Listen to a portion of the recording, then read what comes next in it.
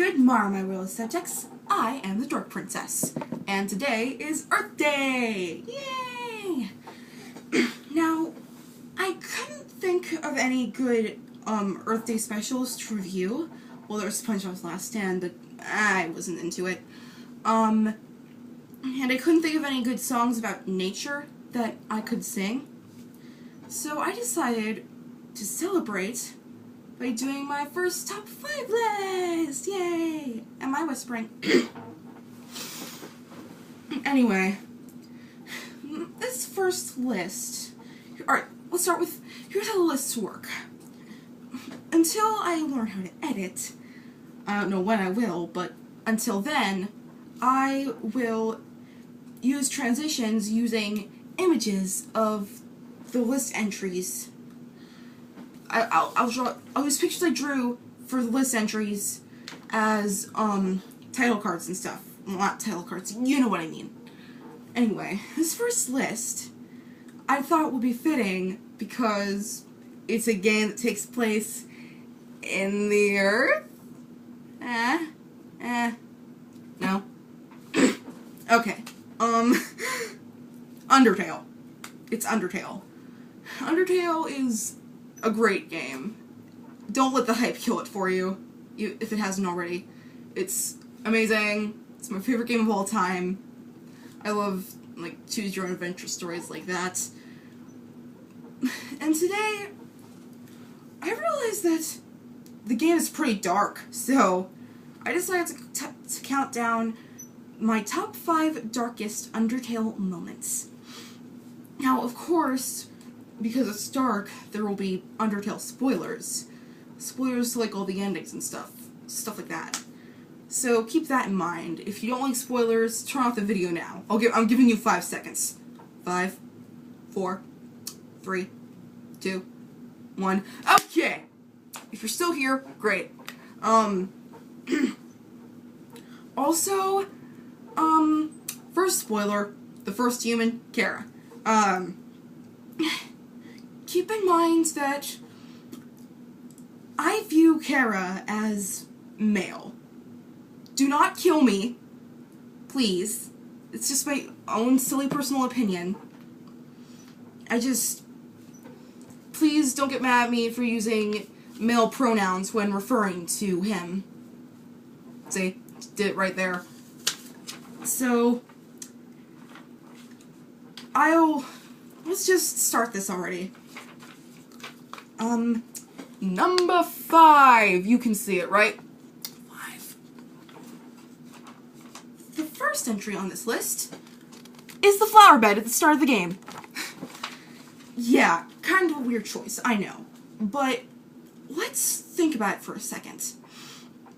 At the start of the game, the player wakes up in a bed of flowers, and then meets a talking flower named Flowey. After making it through the ruins, you meet Flowey again. And if you chose to do a genocide run, he will refer to you as Kara. And who has been dead for, like, years. Who knows how long. So, Kara's been gone for a really long time.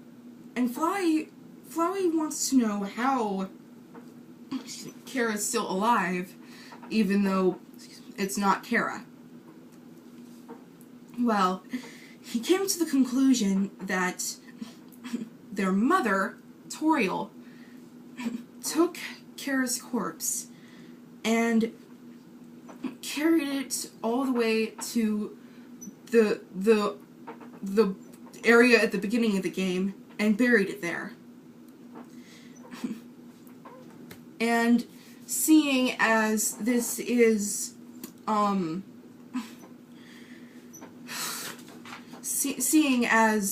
later, if you go into the coffin room with all the humans' coffins, you'll see that Kara's one is not only open, it's empty. So, she must have actually done that. And where else could she have possibly put the corpse? This one's very low on the list because we don't know for sure if that's really what happened. Like, if Kara really is underneath the flower bed. But I'm absolutely certain that he is. Anyway, number 4. Speaking of Flowey, Flowey himself! The man's a freak! Well, the flower is a freak. Okay. I'm going to try not to get into too much details about who Flowey is until later. Piece it together yourself. But Flowey, was once a non-sentient flower. The dust of the fallen goat child of the Prince of the Underground, Hazriel Dreamer, when he died, long story, his dust spread onto the oldest flower in the garden. The royal scientist Alphys found the flower and injected determination into it. And that's how Flowey was born. Flowey found that he could not feel emotion because despite all the determination he had inside him, he had no soul. Therefore, he had no feelings.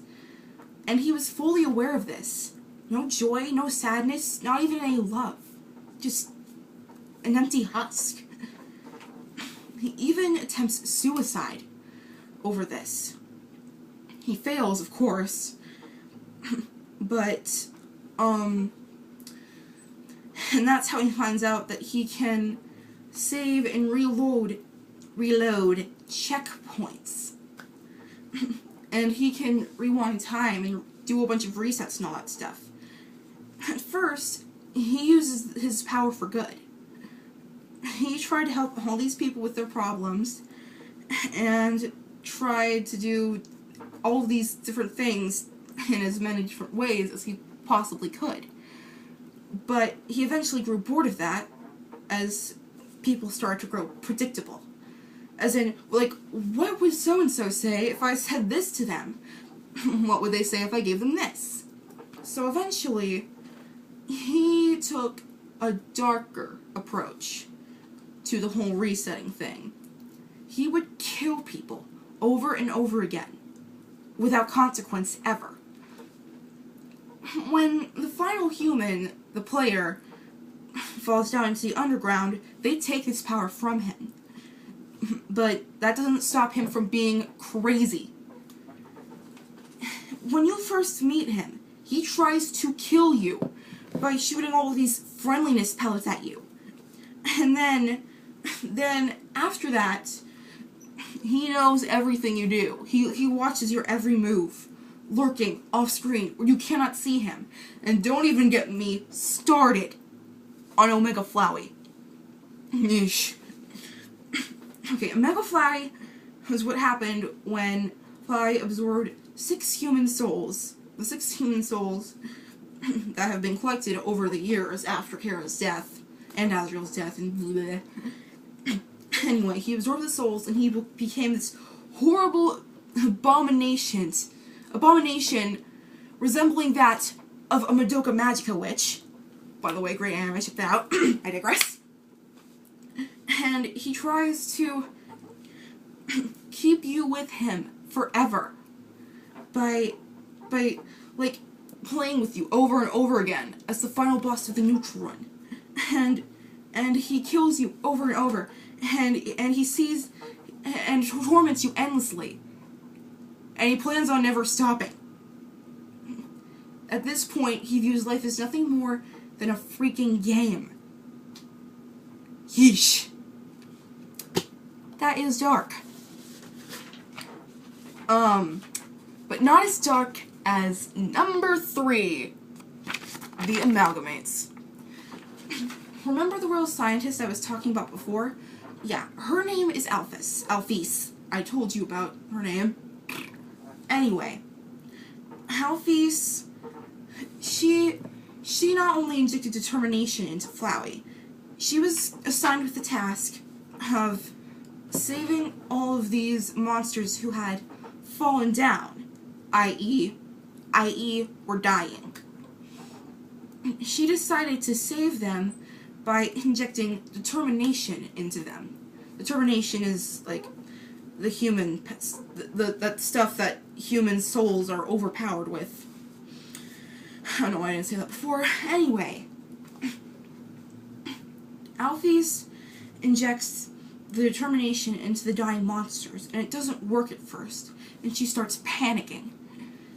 So she decides to inject more and more determination into the dying monsters until finally they wake up, and they start walking around and talking and acting like nothing was wrong. Until something went wrong.